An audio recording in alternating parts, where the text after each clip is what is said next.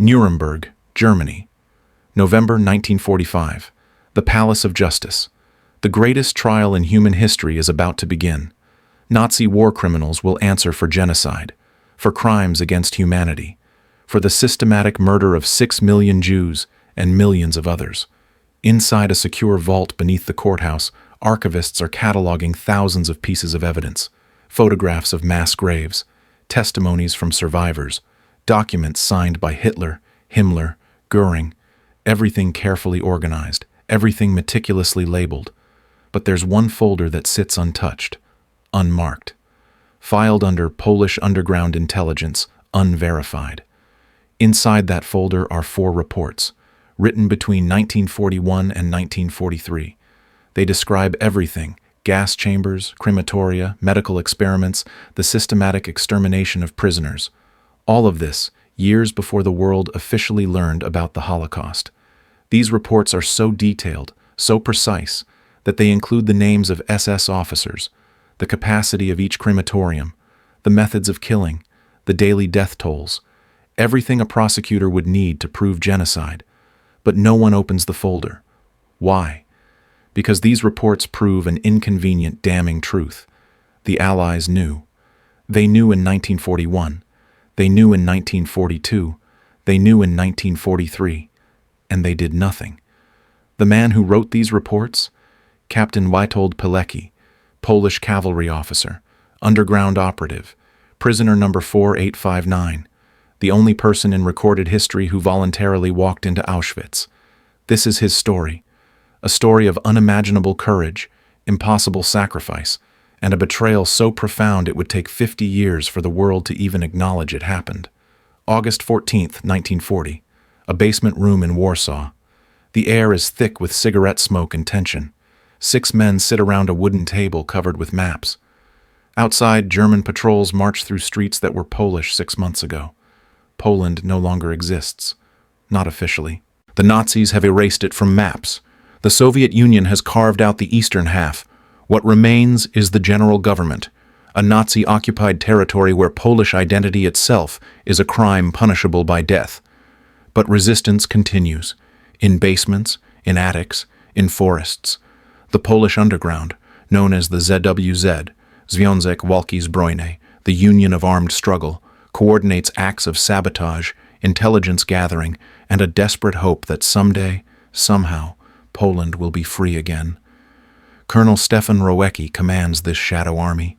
He's 45 years old, a professional soldier who fought in World War I and Poland's war for independence. He's smart, ruthless when necessary, and deeply aware that every decision he makes could mean life or death for thousands. Sitting across from him is Captain Witold Pilecki, 39 years old, cavalry officer, fought in the Polish-Soviet War of 1920, wounded twice, decorated for bravery. After Poland fell in September 1939, Pilecki refused to surrender. He melted into the underground, organizing resistance cells in Warsaw. Rowecki slides a thin file across the table. Auschwitz, he says quietly. Near Auschwitz, about 40 miles west of Krakow. The Germans built a camp there in May, initially for Polish political prisoners, intellectuals, teachers, priests, anyone they consider a threat. Pilecki opens the file. Inside are sketchy reports from escaped prisoners, third-hand rumors, fragments of horror. Mass executions, Rowecki continues, torture, forced labor, medical experiments. But these are just rumors. We have no confirmation, no real intelligence from inside. Pilecki reads slowly. One report mentions prisoners being beaten to death during roll call. Another describes starvation so severe that men are eating grass. A third whispers about something called special treatment, a euphemism no one understands yet. We need eyes inside, Rowecki says. Real intelligence, prisoner counts, guard rotations. Are they using it for slave labor? Extermination? What's the real purpose? Pilecki looks up. You want someone to go in as a prisoner? Yes. That's suicide. Yes. A long silence. Pilecki lights a cigarette with steady hands. I'll do it, he says simply. Rowecki stares at him. You understand what you're saying? You're volunteering to be arrested, to be sent to a concentration camp, where the mortality rate, based on what little we know, is probably 90% in the first year. I understand. If they discover you're an intelligence operative, death won't be quick. The Gestapo will torture you for weeks. They'll want names, locations, everything you know about the underground. I know the risks. Pilecki stands, walks to the window. Outside, a German truck rumbles past. He speaks without turning around. You'll arrange your own arrest. Go to Jolibor's during a police roundup. Use false papers. We'll create a new identity, Tomasz Serafiński, a dead soldier whose documents we've acquired. You'll be just another Polish prisoner. Nobody special, nobody important. And once I'm inside, build a network, document everything, find a way to smuggle reports out. We need to know what they're doing in there. Pilecki nods. How do I get information out? Released prisoners, bribed guards, dead drops at work sites outside the camp. We'll establish protocols once you're inside. But Witold, Pilecki turns to face him. There's one more thing. If you determine they're committing actual genocide, not just murder, but systematic industrial-scale extermination, your mission changes. How? You escape.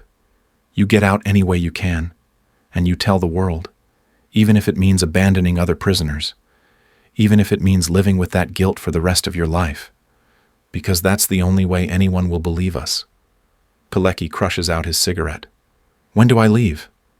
September. We'll stage your arrest during a German raid. Until then, memorize your new identity, practice your cover story, and Witold, say goodbye to your family, because there's a very good chance you won't see them again. September 15th, 1940, a small apartment in Warsaw. Witold Pilecki sits at a kitchen table with his wife, Maria, and their two children, Andrei and Zofia. The children are asleep. Maria isn't. You can't tell me where you're going, she says. It's not a question. No. Or when you'll be back. No. She's been married to him for 15 years. She knows what his silences mean. She knows the underground takes men and sometimes they don't come back. The children will ask about you, she says quietly. Tell them I'm fighting. Tell them I'm doing what a Polish officer does. And if you don't come back, Pilecki reaches across the table, takes her hand. Then tell them their father loved them, and that Poland will be free again someday. Maria's eyes are dry, but her hand trembles. Promise me something. Anything. Promise me you'll survive. Whatever happens, whatever you have to do, you survive and you come home. Pilecki wants to promise, but he's a soldier. He doesn't make promises he can't keep. Instead, he says, I'll try. That's all I can promise. 4 days later, he walks out of that apartment. He'll never see it again. September 19th, 1940. Jolibor's district, Warsaw, dawn. The streets are quiet except for the sound of German truck engines. The Gestapo is conducting a łapanka, a roundup, random arrests. They grab men off the streets, from cafes, from homes. It's collective punishment for recent acts of sabotage. 2,000 men will be arrested today. Most will be sent to concentration camps. Witold Pilecki positions himself on Wojska Polskiego Street at precisely 6:45 a.m. He's carrying false papers identifying him as Tomasz Serafiński, a former soldier, unemployed, living with relatives. At 6:50, the trucks arrive. German police pour out, shouting orders in broken Polish. Alle Männer raus! All men out! Schnell! Pilecki doesn't run. He stands calmly as a German policeman grabs his arm, demands his papers. The officer glances at them, nods, shoves him toward a waiting truck. No resistance, no drama. Just another Polish prisoner being loaded for transport. Inside the truck, 40 men are packed together. Some are crying, some are praying, some are silent with shock. Pilecki sits quietly, observing, already gathering intelligence. The truck drives to a collection point, a converted school building. The men are held there for 3 days. No food, minimal water, sleeping on concrete floors. German guards walk through periodically, beating anyone who speaks. On the 3rd day, They're loaded into railway cattle cars. 80 men per car. No windows, no ventilation. The doors slam shut. Darkness. They travel for 6 hours. The stench of urine and vomit fills the car. Men scream, beg for water, pound on the locked doors. Pilecki stays quiet, conserving energy, preparing himself mentally for what's coming. The train stops. The doors open. Blinding sunlight. Screaming guards. Barking dogs. Raus! Raus! Schnell! Schnell! Pilecki steps down onto a railway platform. He's in Auschwitz. September 22nd, 1940. First moments inside hell. The smell hits him first. It's a combination of human waste, unwashed bodies, disease, and something else. Something acrid and chemical. Burning hair, burning flesh. He doesn't know what it is yet, but his body recognizes it as death. Ahead, he sees the gate. Wrought iron. 3 words welded into the metal. Arbeit macht frei. Work sets you free. Pilecki knows it's a lie. He knows it before he takes 10 steps through that gate.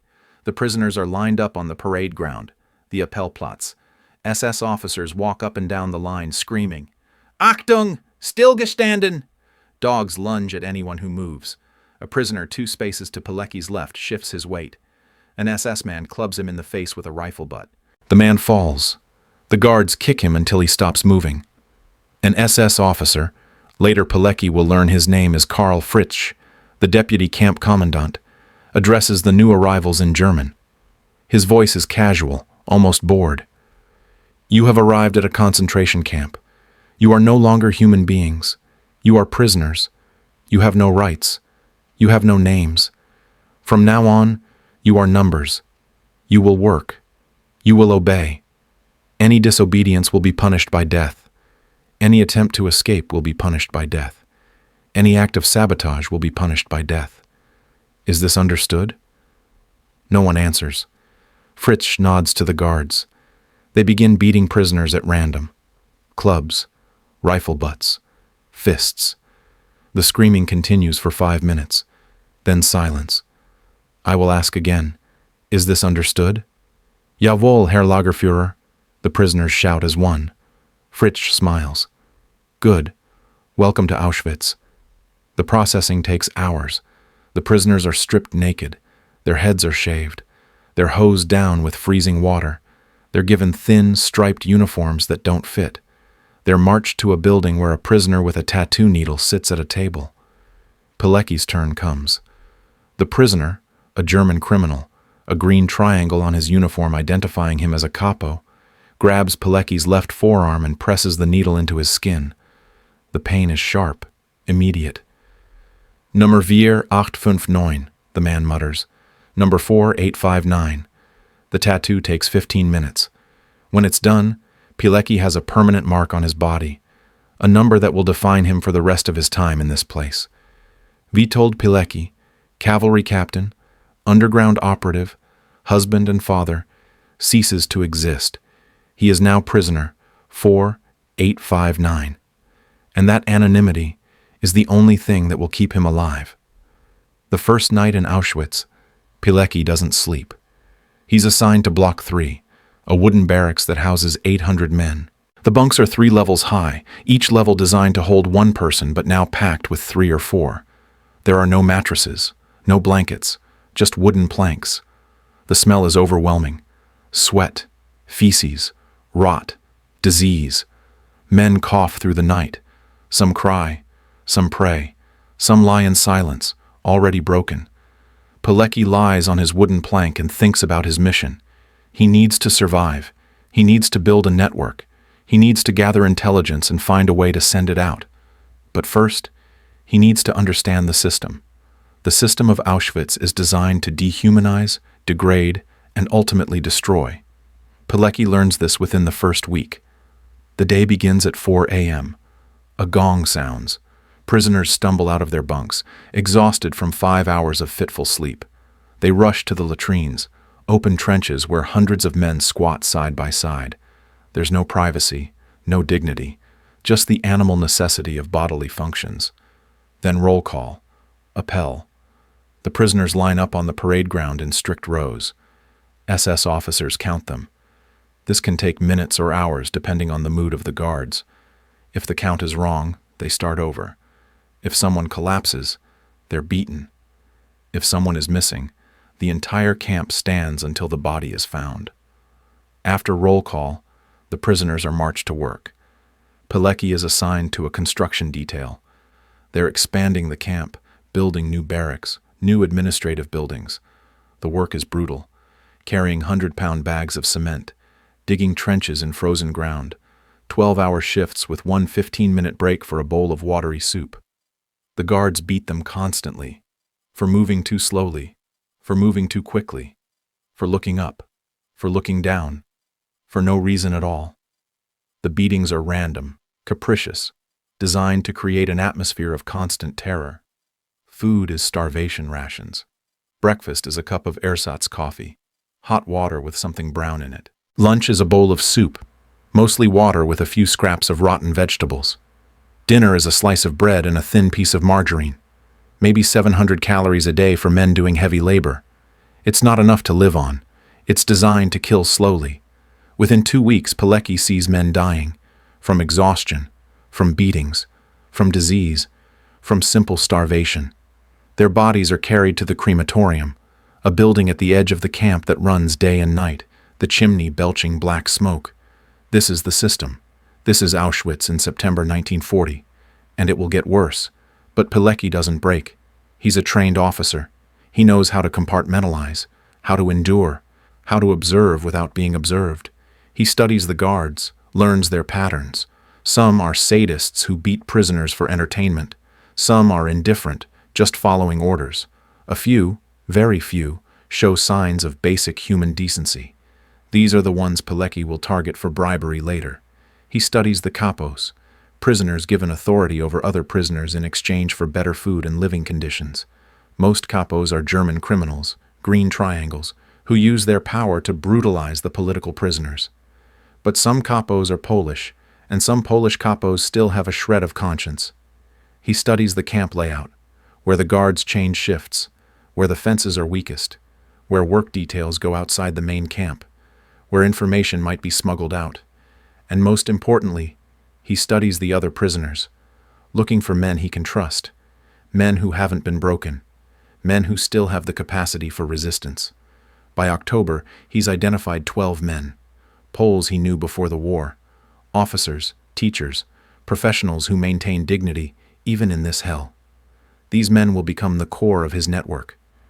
Building the resistance network inside Auschwitz is the most dangerous thing Pilecki has ever done. If the SS discovers what he's doing, he'll be tortured to death in the camp's basement interrogation rooms. If a prisoner betrays him, and some prisoners, broken and desperate, do inform on others, he's finished. But he proceeds carefully, step by step, one recruitment at a time. The first man he approaches is Colonel Władysław Cermaki, a cavalry officer Pilecki served with in 1920. Cermaki is 48 years old, assigned to the same work detail. Pilecki waits until they're alone, hauling bricks to a construction site. "Colonel," Pilecki says quietly, "do you recognize me?" Cermaki looks at him carefully. "Pilecki? Witold Pilecki?" "Not anymore. Now I'm 4859. But yes." "How did you end up here?" "I volunteered." Cermaki nearly drops the bricks he's carrying. "You what?" "Underground sent me. Intelligence gathering. I'm building a network. Are you in?" Cermaki doesn't hesitate. "Yes." That's how it begins. One recruitment, then another, then another. By December 1940, Pilecki has a core group of 20 men. They call themselves the ZOW, Związek Organizacji Wojskowej, the Union of Military Organization. Their missions are threefold. First, intelligence. Document everything. Guard schedules, SS officer names, prisoner counts, methods of killing. Second, survival. Steal extra food for the weakest prisoners. Hide sick men from selections. Sabotage camp operations when possible. Third, information transfer. Find ways to smuggle reports out to the underground in Warsaw. It's this third mission that's most critical and most dangerous. The first report is written in February 1941, 4 months inside Auschwitz. Pilecki has been documenting everything in his memory. He can't risk writing anything down where guards might find it. He's learned that some prisoners are occasionally released, usually those who are gravely ill and no longer useful for labor. The SS sends them home to die, a cynical bit of cruelty disguised as mercy. One such prisoner is Alexander Wielopolski, a Warsaw lawyer in his 60s, dying of tuberculosis. The SS releases him in March 1941. Before he leaves, Pilecki speaks to him in the barracks. "I need you to memorize something," Pilecki says. "I'm dying. My mind is going.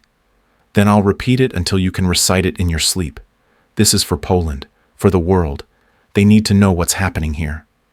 For 3 nights, Pilecki whispers his report to Wielopolski.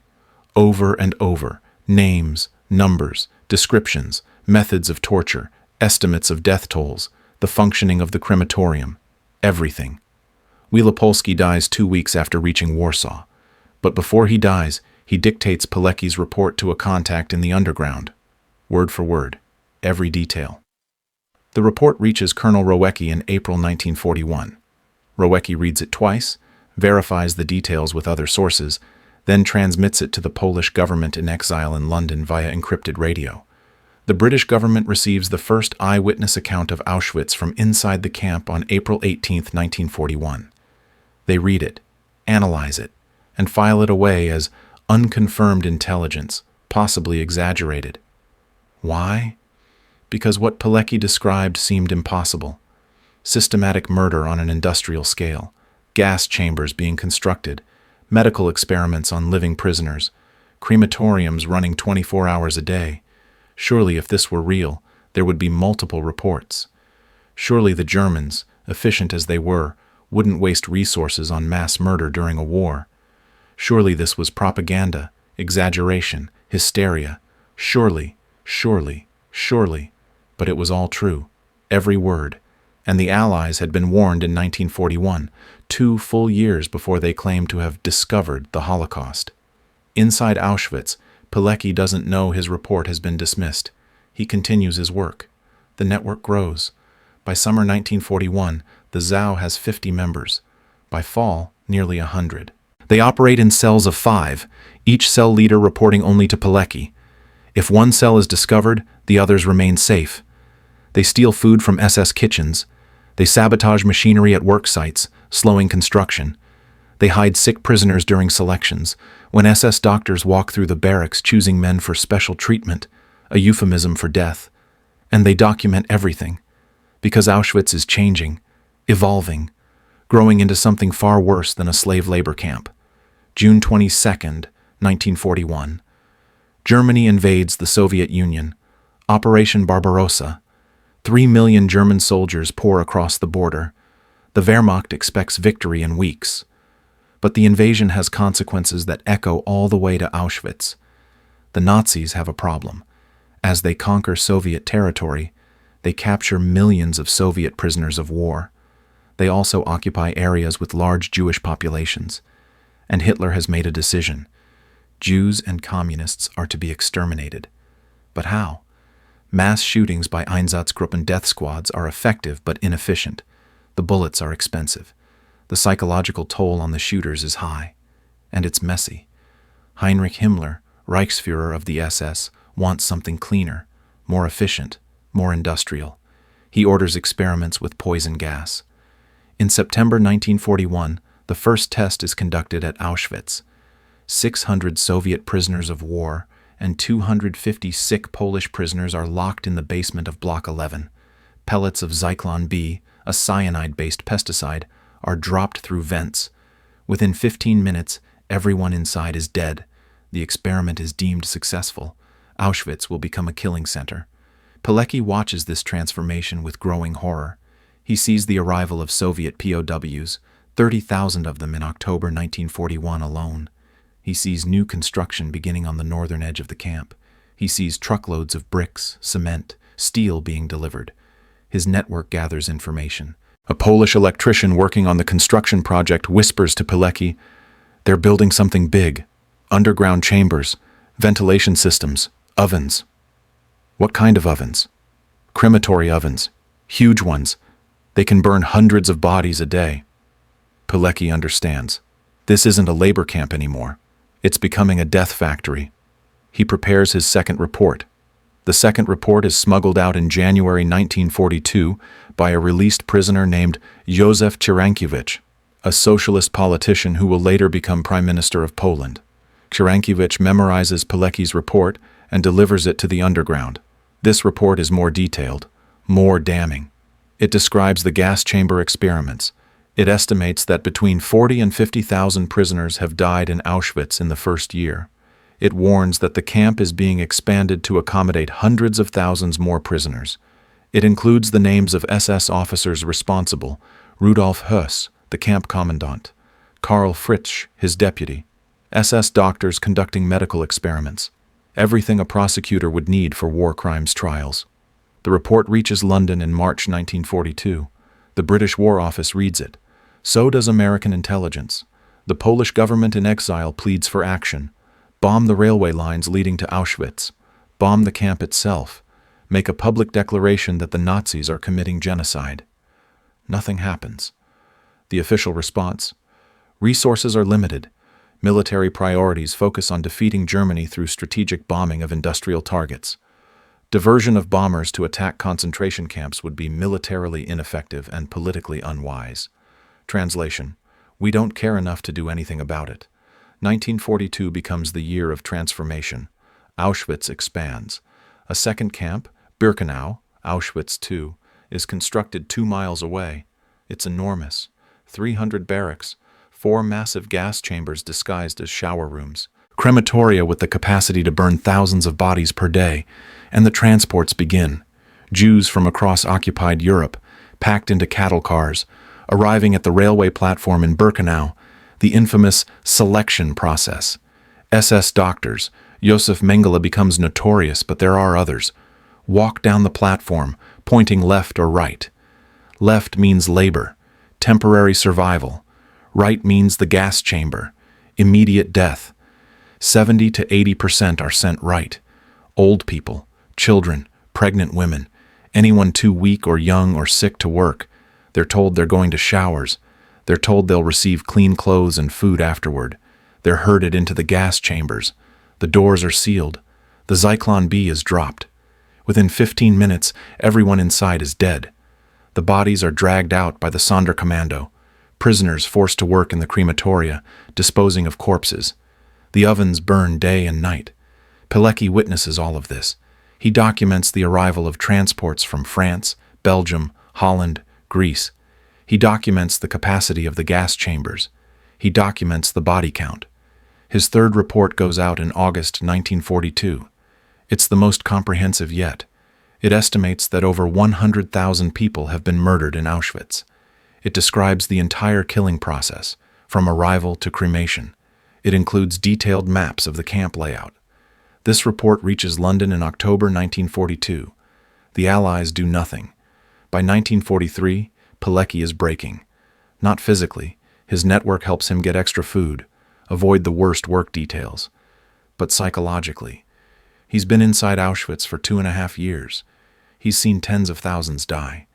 He's watched the camp evolve from a brutal labor camp into the most efficient killing machine in human history.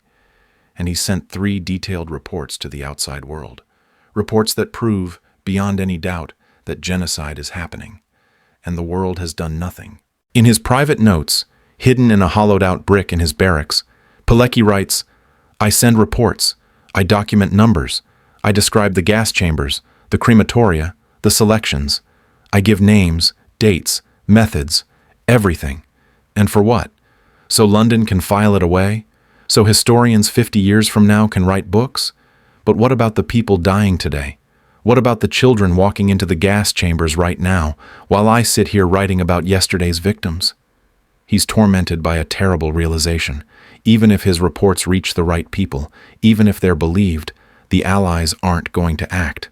They've made a strategic decision that winning the war quickly matters more than stopping genocide. The question becomes, what's the point of his mission?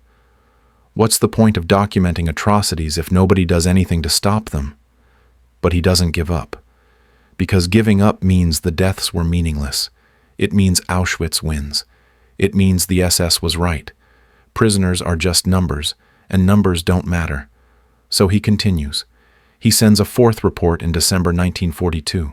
He expands the network to nearly 300 members. He helps save individual lives where he can, hiding sick prisoners from selections, stealing medicine from the SS infirmary, organizing small acts of sabotage that slow the killing machine by hours or days. Hours and days mean lives saved. Not many, but some. And then he makes a decision. He's going to escape. April 1943. Pilecki has been inside Auschwitz for 967 days. By this point, escape is almost impossible. The camp is heavily guarded. The perimeter is surrounded by electrified barbed wire. Guard towers with machine guns overlook every approach. Dogs patrol the area between the inner and outer fences. Any prisoner caught attempting escape is tortured to death in the courtyard in full view of the other prisoners, as a warning. But Pilecki has been planning for months. He's been assigned to a work detail at the camp bakery, located just outside the main perimeter. The bakery supplies bread for the entire camp complex. Prisoners work there under the supervision of only 2 SS guards. One of those guards is Sergeant Otto Kusel, a 40-year-old German from Bavaria. Kusel is not a fanatic. He's not cruel. He's just a man doing a job he hates, counting the days until the war ends and he can go home to his farm. Pilecki has been cultivating Kusel for months. Small gifts, bread stolen from the bakery, cigarettes, vodka, friendly conversations about home, about family, building trust. On the night of April 26, 1943, Pilecki approaches Kusel. They're alone in the back room of the bakery, counting flour sacks. "Sergeant," Pilecki says quietly, "I need to ask you something." Kusel tenses. "What?" "If you found out that a prisoner escaped tonight, would you sound the alarm immediately? Or would you wait, say, an hour before reporting it?" Kusel stares at him. He understands exactly what Pilecki is asking. "Why would I do that?" "Because you're not like the others. I've watched you. You don't beat prisoners. You don't enjoy this. You want to go home. And when this war ends, and it will end, Sergeant, Germany is losing. You'll want to be able to say you weren't like the others." A long silence. Kusel looks toward the door, making sure no one is listening. "1 hour," he says finally. "After that, I report it. That's all I can give you." "That's enough." April 27th, 1943, 11:30 p.m. Pilecki and 2 other prisoners, Jan Redzai and Edward Cisielski, slip out of the bakery. They've cut a hole in the fence days earlier, hidden under a pile of firewood. They crawl through one at a time. Behind them, they hear nothing. Kusel is keeping his word. They run through the darkness. 3 men in striped prisoner uniforms running across open farmland. They're weak from years of starvation, but adrenaline keeps them moving. They run for 2 hours without stopping. By dawn, they're 15 miles from Auschwitz. They hide in a barn, bury their striped uniforms, and steal civilian clothes from a clothesline. They look like what they are, starving, desperate men. But they're no longer prisoners. They split up. Redzai and Cisielski head south toward Slovakia. Pilecki heads west toward Warsaw.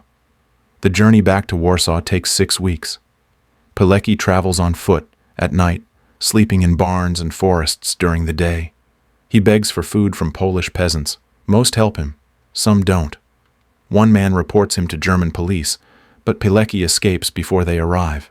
He crosses German checkpoints with forged papers, identifying him as a farm laborer traveling to find work. The papers are crude, but the guards barely look at them. By 1943, Germany is losing the war. Eastern Front casualties are devastating. Morale is collapsing. Checkpoint guards are more interested in staying warm than catching escaped prisoners. Pilecki reaches Warsaw on June 5, 1943. He's lost 60 pounds. His hair is completely gray, though he's only 42 years old. His body is covered in scars from beatings, forced labor, disease. But he's alive. He makes his way to an underground safe house. When he knocks on the door, the woman who answers doesn't recognize him at first. Then she sees his eyes and gasps. "Witold? I need to see Rowecki." Colonel Stefan Rowecki embraces Pilecki like a brother. They haven't seen each other in 2 years and 8 months. Rowecki has aged too. The underground has been battered by Gestapo raids, betrayals, executions, but it survives. "You're alive," Rowecki says, shaking his head in disbelief. "We thought you were dead." "Not yet. Tell me everything." For 12 hours, Pilecki talks. He describes Auschwitz in exhaustive detail. The camp layout, the killing process, the gas chambers, the crematoria, the selections, the medical experiments, the SS officers responsible, the prisoner resistance network he built. Everything. Stenographers take notes. The report grows to over 100 pages. It's the most comprehensive eyewitness account of the Holocaust that exists anywhere in the world. When Pilecki finishes, Rowecki sits in silence for a long time. "Did they act on your previous reports?" Pilecki asks. Rowecki shakes his head. "London received them. They acknowledged receipt. But there's been no action, no public statements, no bombing campaigns, nothing." Pilecki feels something break inside him. He's risked everything, survived nearly 3 years in hell, built a resistance network, documented genocide in meticulous detail, and it didn't matter. "Why?" he asks quietly. "I don't know. I think they don't believe it, or they don't care, or they've decided that winning the war matters more than saving lives. So what now? Now we send this report to London, and we keep fighting. Because what else can we do?" The report reaches London in August 1943. It's titled Report W, W for Witold. British intelligence analysts read it. American OSS officers read it. The Polish government in exile pleads for action. The response, when it comes, is bureaucratic and cold. The report's authenticity cannot be independently verified. The claims, while disturbing, may represent exaggeration or propaganda. Military resources remain focused on strategic objectives. No diversion of forces to address concentration camp operations is recommended at this time. Translation: "We're not going to do anything." Pilecki continues fighting. He joins the underground's home army, Armia Krajowa, AK, and fights in the Warsaw Uprising of August 1944. For 63 days, Polish resistance fighters battle German forces in the streets of Warsaw. It's brutal, hopeless urban warfare. The Germans systematically destroy the city, block by block. The Soviet Red Army sits on the eastern bank of the Vistula River, within sight of Warsaw, and watches. Stalin wants the Polish resistance destroyed. He wants Poland weak and pliable when the war ends. So he orders his army to do nothing while the Germans massacre the Poles. The uprising fails. Pilecki is captured by the Wehrmacht, regular German army, not SS. He's sent to a POW camp for Polish soldiers. It's brutal, but it's not Auschwitz. The war ends in May 1945. Germany surrenders. Pilecki is liberated by American troops. But he doesn't go home, because home no longer exists. Poland in 1945 is occupied by the Soviet Union. Stalin has installed a communist puppet government. The Polish underground fighters who battled the Nazis are now declared enemies of the state. The NKVD, Soviet secret police, hunts them down, arrests them, executes them. Pilecki knows he's a target. He fought for free Poland. He has contacts with Western intelligence agencies. He knows too much about Soviet crimes. But he refuses to flee. He continues working with the underground, now fighting against communist occupation. He gathers intelligence on Soviet atrocities, on NKVD torture chambers, on show trials. He sends reports to British intelligence. In May 1947, the NKVD arrests him. They know who he is. They know he's a hero to Polish people. They know he survived Auschwitz. And they know that makes him dangerous. The interrogation lasts for months. They beat him. They torture him. They demand names of underground members, contacts with Western agents, locations of weapons caches. Pilecki gives them nothing. But they don't need his confession. This is a show trial. The verdict is predetermined. December 1947. The trial begins. The charges: espionage for Western powers, treason against Poland, terrorism, illegal border crossing. The trial is closed. No defense witnesses are allowed. The evidence is fabricated or coerced. Pilecki is not allowed to speak about Auschwitz. His resistance network is not mentioned. His reports to the Allies are not mentioned. His heroism is erased. The prosecutor asks, "Did you collaborate with British and American intelligence agencies?" "I provided information about German atrocities to anyone who would listen, including the British and Americans. I hoped they would do something to stop the killing. They didn't." "Did you engage in illegal underground activities against the Polish People's Republic?" "I fought for a free Poland. I still do. If that's illegal, then I'm guilty." The judge delivers the verdict, guilty on all charges. The sentence, death, May 25, 1948. 9:30 p.m., Mokotów Prison, Warsaw. Witold Pilecki is led from his cell to the execution chamber. He's 47 years old. He's survived cavalry charges, Auschwitz, the Warsaw Uprising, and Nazi POW camps. But he won't survive this. The executioner is a Polish officer named Piotr Śmietański. He's killed hundreds of political prisoners for the communist regime. He'll defect to the West years later and describe this execution. Pilecki was calm. He didn't beg, didn't plead. He walked to the wall, turned around, looked me in the eye. He said, "I've been trying to live my life so that in my last hour, I'll be happy rather than afraid. And I am happy." Then I shot him in the back of the head. 1 bullet. He was dead before he hit the floor. Pilecki's body is thrown into an unmarked mass grave. His family is not notified.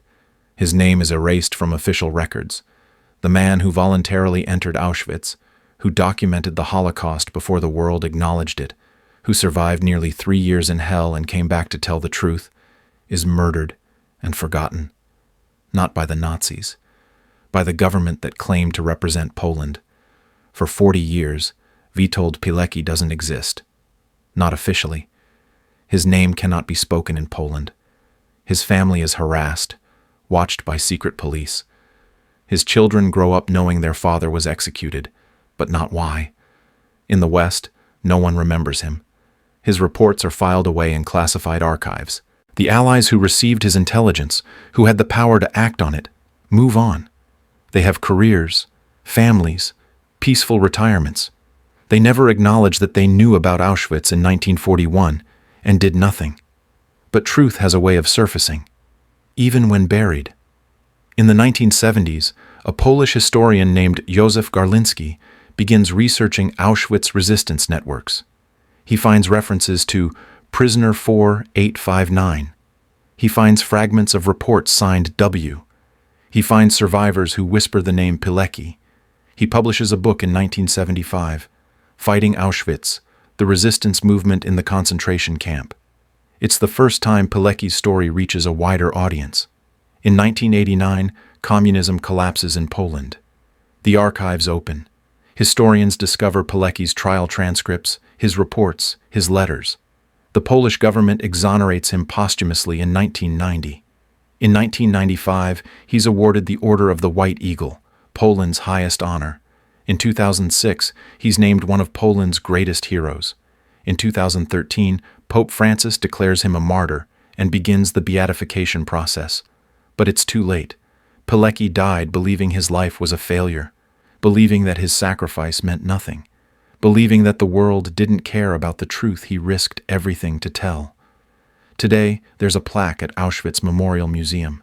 It reads, Witold Pilecki, prisoner number 4859, voluntarily entered Auschwitz September 22, 1940, organized resistance inside the camp, sent detailed reports to the Allies beginning in 1941, documenting the systematic extermination of prisoners, escaped April 27, 1943, executed by the communist regime May 25, 1948. His reports were ignored for 50 years. And beneath that, a question. Why did the Western Allies receive detailed, accurate intelligence about Auschwitz in 1941 and choose to do nothing? That question remains unanswered. This is the story of Witold Pilecki, the man who walked into hell on purpose, who documented genocide with precision and courage, who came back to tell the world the truth, and was killed for it, not by the Nazis, but by the indifference of the people who could have stopped it. His real crime wasn't spying on the Nazis. His real crime was proving that the Allies knew, that they had the information, that they could have acted, and they chose not to. That choice, made in 1941, 1942, 1943, is perhaps the greatest moral failure of World War II, not by the perpetrators, but by the bystanders. Witold Pilecki volunteered to become prisoner 4859 because he believed the truth mattered. He believed that if the world knew what was happening, they would act. He was wrong, but he was also right, because eventually his truth survived. His reports survived. His testimony survived. And now you know his name. Witold Pilecki, prisoner 4859, the volunteer, the witness, the hero the world forgot, until now.